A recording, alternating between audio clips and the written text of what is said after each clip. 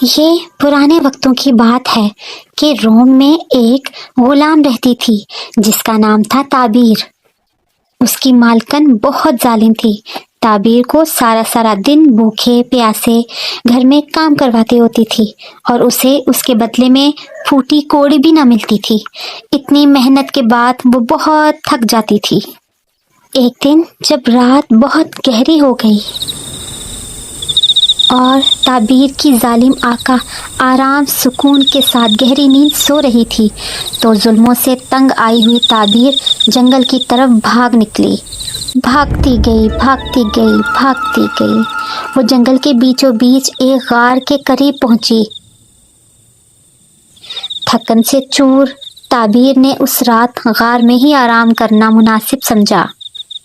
جلد ہی اس کی آنکھ لگ گئی اور وہ گہری نیند سو گئی۔ ابھی اسے سوئے ہوئے چند لمحے ہی ہوئے تھے کہ غار کے باہر ایک شیر آ کر بیٹھ گیا اور زور زور سے دھاڑنے لگا۔ جب تعبیر نے شیر کو دیکھا تو وہ گھبرا گئی۔ شیر درد سے کراہ رہا تھا۔ شیر گھائل تھا، اس کے پاؤں میں کانٹا چبھا ہوا تھا۔ بڑی احتیاط سے تعبیر نے شیر کے پاؤں سے کانٹا نکالا۔ شیر بھی سمجھ چکا تھا کہ تعبیر اس کی مدد کر رہی ہے، اس لیے شیر نے اسے پلٹ کر کاٹا نہیں۔ شیر کی مدد کرنے کے بعد تعبیر وہاں سے چلی گئی۔ تعبیر کی ظالم مالکن نے کچھ نوکر اس کے لیے بھیجے اور ان نوکروں نے تعبیر کو پکڑ لیا۔ قید خانے میں ڈال دیا گیا۔ اسے کڑی سی کڑی سزا دینے کی تیاریاں شروع کر دی گئیں۔ کچھ دن بعد لوگوں کو اکٹھا کیا گیا۔ ایک بھوکے شیر کو پنجرے میں ادھر لایا گیا۔ سب لوگ حیران و پریشان تھے کہ کیا ہونے والا ہے۔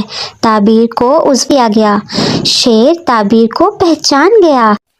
یہ وہی شیر تھا جس کی تعبیر نے مدد کی تھی۔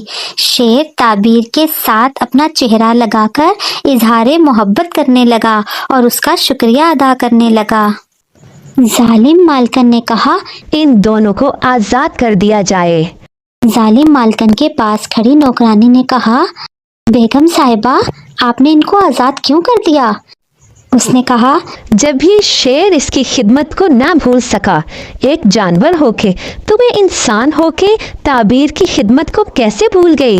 نہیں، مجھ سے یہ گناہ نہ ہوگا، ان دونوں کو آزاد کر دو۔ اور اس طرح شیر